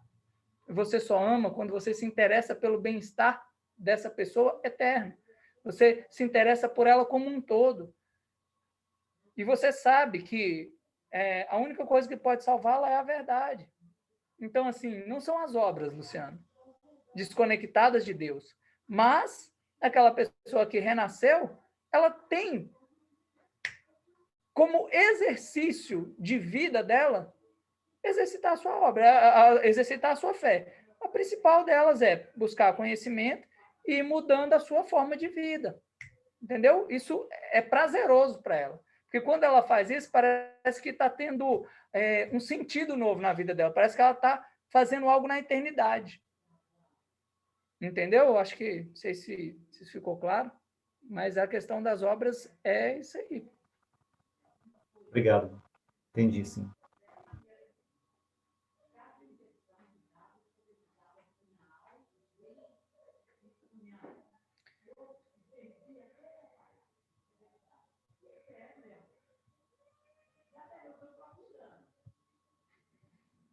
Temos tempo aí, galera. Quem quiser perguntar mais alguma coisa.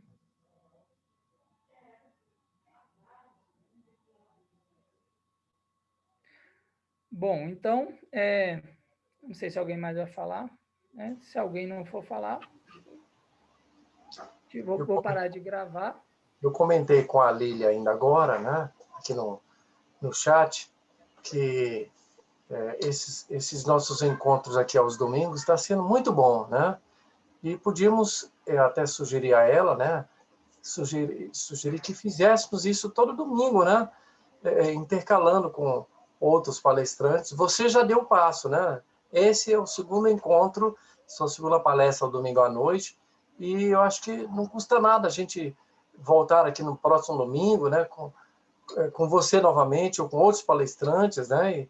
E a gente pode continuar tendo essa comunhão, né? Porque a gente se torna tão distantes uns com os outros. Nós não temos igreja, né? Nós não vamos em clube. Nesse tempo de pandemia, ninguém vai se divertir. A gente fica em casa, tem a TV, tem filmes, tem outras coisas para fazer, né? Diversão. Mas esses encontros aqui é tão gostoso e tão saudável e salutar para a gente se encontrar, né? Então podemos continuar, né, Lília? A gente pode continuar com essa ideia de nos encontrarmos aqui como uma congregação, né? Não somos uma igreja, não, né? Não somos a igreja urantiana, não. Mas a gente pode trocar ideias, né? Com musicais, outras palestras, outros eventos aqui na Sala Zoom, não custa nada, né? Então, eu estou aberto a próximo domingo participar, viu? E se precisar de fazermos alguma coisa, a gente providencia, a gente organiza, ok? Mas parabéns, meu irmão, mais uma vez, pelo segundo chute, né, desse mês, né, que você está dando aqui nesse segundo encontro dessa palestra. Parabéns, Deus abençoe. Obrigado, Fernando. Assim, eu tenho sentido no meu coração de compartilhar essas coisas com vocês, né? E é meio que, sei lá, eu senti essa necessidade e conforme o Pai vai me cedendo essa graça, eu gostaria desse espaço, né, ou outro espaço, outro horário, para poder falar. Eu tenho bastante coisa e eu tenho certeza que Deus tem muito mais coisas ainda que a gente pode comentar aqui para nos fortalecer na fé, porque, como eu disse, quando a gente fala a respeito disso, é muito mais revigorante a gente sair ao campo, né? E viver a nossa vida na certeza da salvação, quando a gente sabe das nossas atribuições aqui na Terra. Não são fáceis, mas quando tem outras pessoas fazendo também, dá muito mais ânimo para fazer. Essa é a igreja do Senhor mesmo. Não estou falando aqui de uma instituição, não. Estou falando de pessoas com o propósito de se tornarem mais e mais como Deus. É disso que eu estou falando. Estou falando de placa, de nada de igreja, não tem isso. Igreja significa aquelas pessoas que confessam o nome de Jesus através das suas vidas. Através das palavras é só uma parte disso, mas através das suas vidas, do seu estilo de vida, das suas atitudes. Isso é ser a igreja de Jesus. Ela se congrega, ela precisa se congregar. Ela precisa se manter unida. Preciso muitas vezes chegar para um irmão aqui e falar, irmão, é difícil você manter-se no caminho da verdade. Esse dia eu preciso, muitas vezes, expor uma dificuldade que eu passei para que esse irmão chegue para mim e fale assim, olha, mas é melhor você sofrer o dano com Cristo do que negá-lo. E aí eu vou revigorar a minha força na verdade, para eu poder caminhar na graça do Senhor. Isso não é obra, não é uma obra. Não é essa obra que salva. mas isso é cuidado do seu irmão para com você. Fala assim, irmão, mesmo que seja necessário você morrer, mas não negue a Cristo. O caminho é esse. Você pode morrer aqui, mas você vai ser ressuscitado lá. Isso é congregar, isso é dar força espiritual. Isso é fazer com que você caminhe para frente, caminhe na fé. Tantas coisas hoje a gente nos oferece aí um caminho paralelo para a gente deserdar da nossa fé. O verdadeiro irmão vai falar para você assim, não deserde. Seja confiante em Deus. Pague o preço pela verdade. Vá em frente. É assim que o irmão fala. Ou então, quando vê que o irmão está em erro, você está errado. Olha o que diz a palavra. Em amor, uma correção em amor. Não tem nada mais maravilhoso do que isso, gente.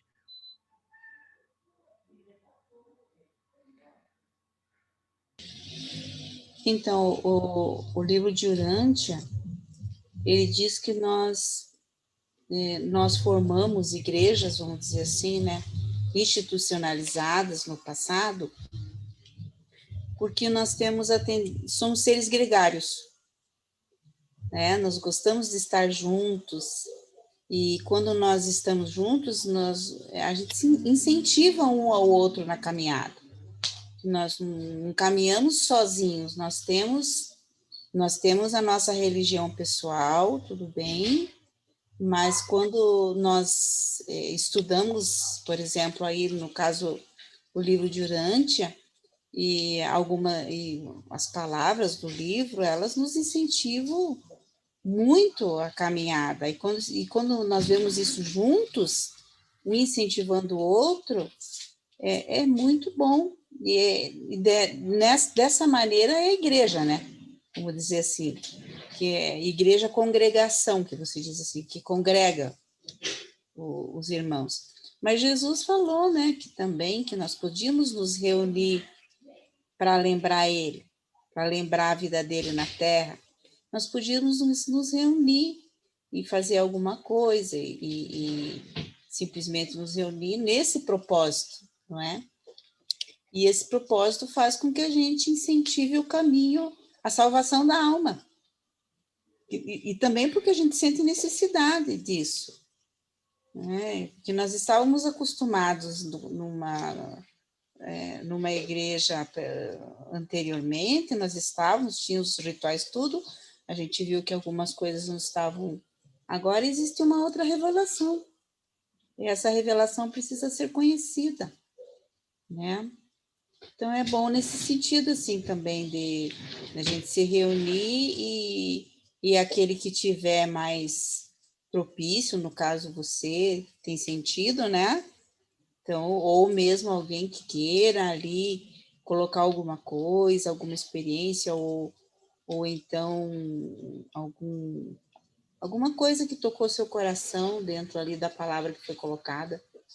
E isso é muito bom, porque na escola a gente estuda, a gente faz um estudo mais assim, sistematizado. E esse momento é um momento mais de confraternização, mas no espírito, né? Nós nos encontramos e estamos aqui para, vamos dizer, refletir, mais uma reflexão da palavra, do que um conhecimento sistemático dela. Eu vejo assim. Verdade. Verdade. Essa questão aí que Jesus falou, né, para os apóstolos eles se reunirem para relembrar ele. Olha que coisa maravilhosa, né? Naquela época eles não tinham acesso a nenhum escrito. Jesus não deixou nada escrito.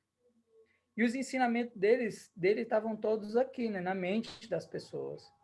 E para manter isso vivo, né, eles deveriam estar ali exercitando isso. Então, eles contavam as histórias uns para os outros do que tinha acontecido, né? Lembra dessa vez que Jesus ensinou assim, assim? Um lembrava de uma coisa, outro lembrava de outra, outro lembrava de outra. Então, você vê que os evangelhos, eles são muito coerentes uns com os outros. Parece que eles se intercomunicavam uns com os outros sempre para relembrar. E uns foram escritos muito tempo depois da morte de Jesus. Como que eles ainda mantinham aquilo na mente? Justamente por essa técnica. de se retroalimentando. Ah, você lembra? Então, mas aconteceu isso, isso, isso e isso também. Aí ele, é mesmo, rapaz. E aí eles iam sempre lembrando. Era um grupo de estudo. Não passava disso, não deixava de ser um grupo de estudo que eles estavam E fazendo. também de reflexão também das atitudes, né? Porque eles tinham que tomar decisões ali. Eles eram os apóstolos de Jesus. Então, ali, como que faria isso ou aquilo? Eles trocavam ideias. Porque, né, sozinho realmente é difícil. E muitas vezes se acha que está no caminho certo e não está. A história, né, da progressão da igreja, ela passou por muitas perseguições e Jesus preparou o pessoal para isso, né? Para essa perseguição. E ele falou assim: aquele que for fiel até o fim. Ele falou: aquele que for fiel, né? Ó, vai chegar a perseguição. Não. Ele falou assim: olha, vocês vão ser perseguidos, vão colocar vocês em situações extremamente, vão matar vocês, mas vocês precisam ser fiéis até o fim. Imagina só, você ser fiel diante de, assim, lembrando o filme de Paulo lá, né? Você ser fiel à sua fé diante de um coliseu, onde você é colocado ali diante de... Eu lembro do caso lá do filme, de Lucas falando assim, olha, amanhã tem os jogos na arena. Eles sabiam que eles iam morrer. Eles começaram a chorar e Lucas congregou eles consigo, falou assim, olha, vai ser um momento de dor, mas vai ser um momento apenas. Depois dessa dor, vocês vão estar num lugar muito melhor. Lucas alimentou a fé deles, a esperança deles, e fez com que eles revivessem ali. E eles todos iam resolutos na fé, enfrentavam todos os obstáculos, voavam de maneira altaneira por cima da adversidade, mas não negavam a Cristo. A gente vai te crucificar. Pode crucificar, eu vou, mas eu não nego a Cristo. E nenhum deles negou a Cristo. Né? Então, é esse tipo de fé, é esse tipo de congregação que a gente precisa hoje.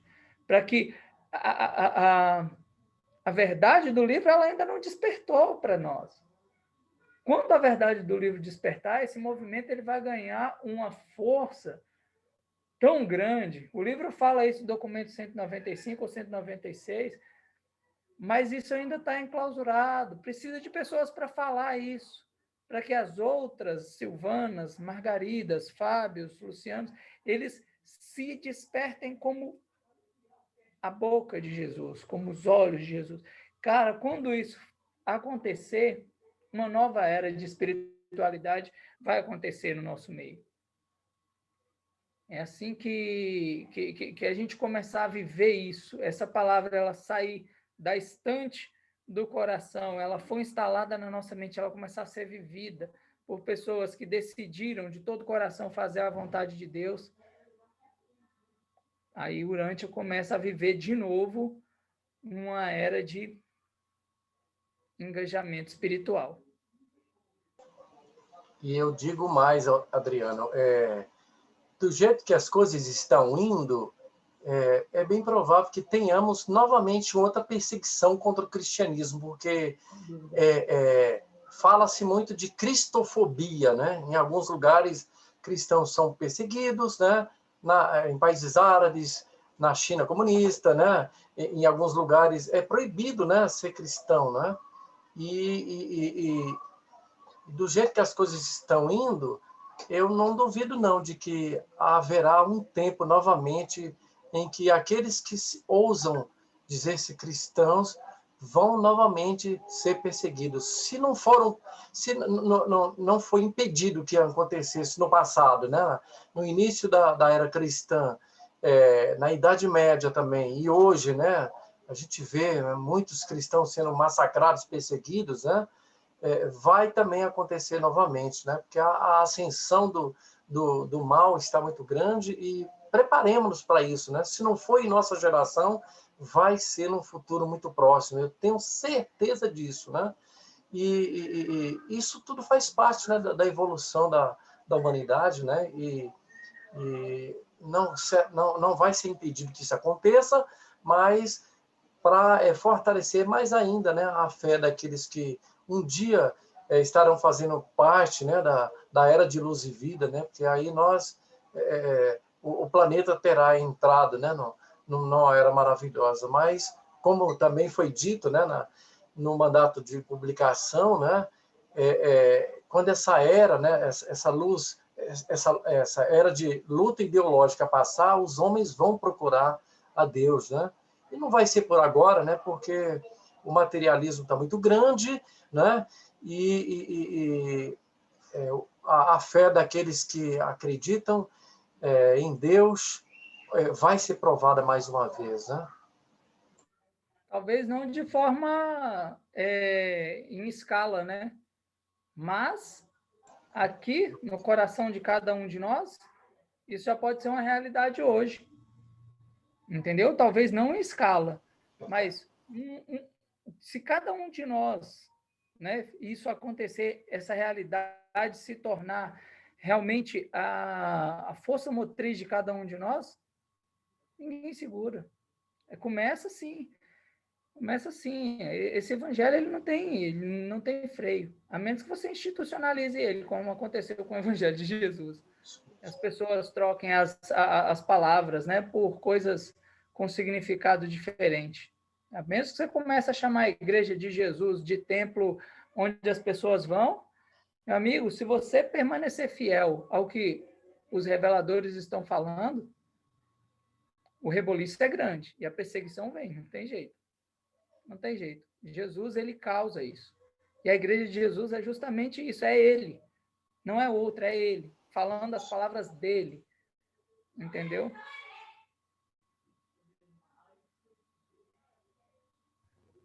Às vezes, essa cristofobia também, ela acontece de forma tão sutil que a gente, às vezes, nem percebe. E acontece dentro do próprio cristianismo atual, né? O cristianismo hoje entende que a igreja é o templo e que o templo é a igreja. E se você fugir se você rejeitar essa ideia ou esses termos, você já é visto como um anticristo, como um falso profeta, como um rebelde. Então, essa cristofobia, ou seja, essa rejeição da verdade de Cristo, ele diz que nós todos somos irmãos, nós temos que zelar por uma irmandade universal, o caminho é esse, né? A gente vê isso acontecendo dentro do próprio cristianismo. Se você disser a qualquer cristão hoje comum, seja católico, seja evangélico, que a igreja não é isso da forma que nós conhecemos, eles vão te atacar de alguma forma, te rejeitando, né? Ataques verbais, não vão mais querer falar com você. Então, às vezes a gente pensa que cristofobia só parte de uma instituição política ou de uma outra instituição religiosa contrária ao cristianismo, e não é, às vezes, parte do próprio seio do cristianismo, daquele sistema que diz que acredita em Cristo, né? Então, eu vejo que existem várias formas de cristofobia, né? Como você citou aí também. Então, existe, pode ser em pequena escala, em grande escala, mas nós temos que estar atento realmente ao conhecimento de Cristo, aos ensinamentos de Cristo. Nós temos o livro de Urântia, que é uma revelação maravilhosa, mas ela vai acabar resumindo nisso, que nós somos irmãos, temos que estar unidos, temos que buscar uma irmandade sincera e se apegar à paternidade do Pai do céu, do Pai do paraíso. Essa é a verdade que Jesus trouxe naquele tempo e reforça hoje através do livro de Urântia. Então, somos nós que temos que estar atentos a todos os sinais e não se preocupar com essa cristofobia, com essa perseguição, porque sempre vai existir perseguições de alguma forma, de algum nível e de alguma escala, né? O importante é nós mantermos o nosso caminho, né? Chorando, sorrindo, mas temos que manter a nossa fé em Jesus, nos seus ensinamentos. Esse é o caminho mesmo, né? É o que eu penso. É isso mesmo, Luciano. É isso mesmo. E assim, você falou uma coisa interessante. Essa cristofobia, né? Eu não diria nem cristofobia, assim, a fobia à verdade. Esse pessoal, principalmente os religiosos, né? Assim como perseguiram Jesus na época, né? O conhecimento cristalizado na mente deles, quando se depara com uma verdade que incomoda o coração deles, rapaz, é complicado. Provavelmente são os próprios cristãos que perseguiriam a Cristo hoje em dia.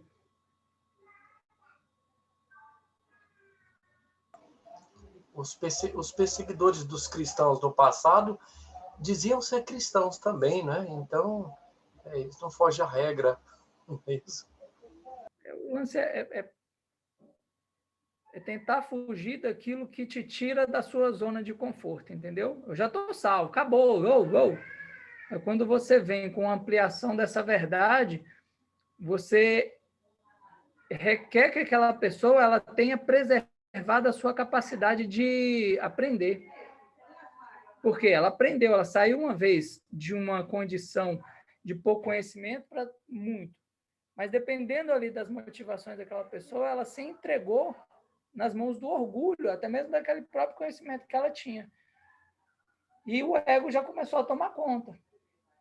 Ao passo que quando Jesus ele chega, né, através da verdade para aquela pessoa, ela está protegida pelo aquele sofisma dela, né? Aquela fortaleza que foi criada, né, ao redor da sua integridade intelectual ali, foi criada uma fortaleza.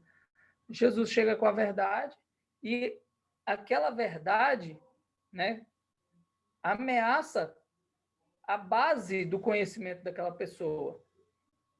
É como se você estivesse no cavalo e, assim como Paulo, você cai do cavalo. Você vai, peraí, eu aprendi tudo errado? Eu vou ter que aprender tudo de novo? Né? Então, assim, a gente não pode cristalizar um conhecimento, mesmo que seja do livro de Urântia, na nossa mente. A gente tem que estar sempre sinceros, porque muitas vezes a gente está aprendendo uma coisa aqui, mas lá na frente a gente vai, opa, peraí, é um pouco diferente. E você tem que estar apto a não deixar com que o seu orgulho ele te impeça de captar, né, ver, entender e atender à verdade. Observar, interpretar e aplicar a verdade. Porque senão você está agindo contra, né? Você foi resistente, você entendeu que aquilo era verdade. Fala, não, mas a minha religião me ensinou assim. Peraí, não é a sua religião que te salva. Quem te salva é quem está te chamando no seu coração. É isso que te salva. E aí é onde estão os crentes, né? Porque o que salvam eles é a minha igreja, a minha denominação, o meu isso, o meu entendimento, a minha teologia, meu... Né? Não é. O cristão ele tem que seguir a Cristo, não o pastor. Tem que seguir a Cristo. E se Cristo chamar, ele precisa ir. Mesmo que para isso ele tem que abandonar o templo. Mas por que você está indo? Porque Cristo está me chamando. A verdade está me chamando. E aí o templo ou qualquer outra coisa, qualquer outra paixão. Não, a religião ela não se torna mais que uma paixão do homem aqui na Terra. Ela precisa ser vencida, assim como as demais coisas também. A gente não pode levar nada daqui, só as nossas boas experiências de seguir a Deus, fazer a vontade de Deus, colocar Deus em primeiro lugar, ser fiel a Deus e não a um paradigma. Ser fiel à verdade e não a um paradigma que eu criei. Eu sou mestre em criar paradigmas, todos nós somos. O verdadeiro aprendiz, o verdadeiro mestre, ele mantém a sua capacidade de aprender sempre viva. Ele não pode se prender dentro de um paradigma. E a maioria dos crentes hoje são assim. Você tenta falar alguma coisa sobre Deus, ele já vem, começa a falar alto e já a verdade deles não pode ser tocada.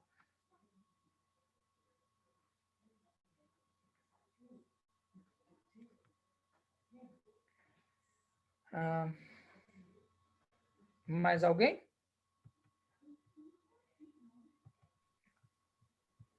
Adriano, quero agradecer muito pelas palavras que você está falando.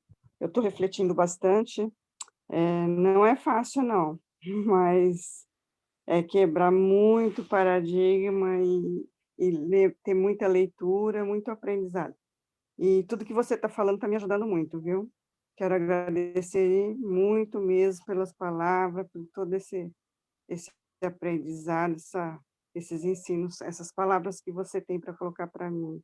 Principalmente, estou aprendendo mesmo. E a todos os irmãos que estão aqui junto com a gente, que a gente possa trilhar esse caminho com muita força, né, com muito conhecimento, com muita vontade de pregar esse evangelho, né? Obrigada, viu? Boa noite a todos. Margarida, muito obrigado. A sua presença deixa a gente cada vez mais como um corpo mesmo. E eu sei que não é fácil, minha irmã. Por isso, o que nós podemos fazer uns pelos outros é orar, porque os apóstolos, Jesus, entenderam isso há tempos atrás. A nossa luta não é contra a carne, contra o sangue, é nas regiões celestiais, né? na região espiritual, na região mental, onde a gente toma as decisões. Né? A gente saber realmente vencer as batalhas interiores. Esse é a verdadeira batalha da nossa vida. Né? Então, assim, cada um de nós podemos ajudar uns aos outros, orando, permanecendo, cuidando uns aos outros, como o verdadeiro pastor cuida das ovelhas. Né? Isso é o verdadeiro amor de Jesus. Olha, seja fiel a Jesus. E isso realmente é o que pode nos ajudar. Com certeza. A fidelidade tem que ser, né, em primeiro lugar. Sim. Muito obrigada, viu? Boa noite a todos. Boa noite, minha querida.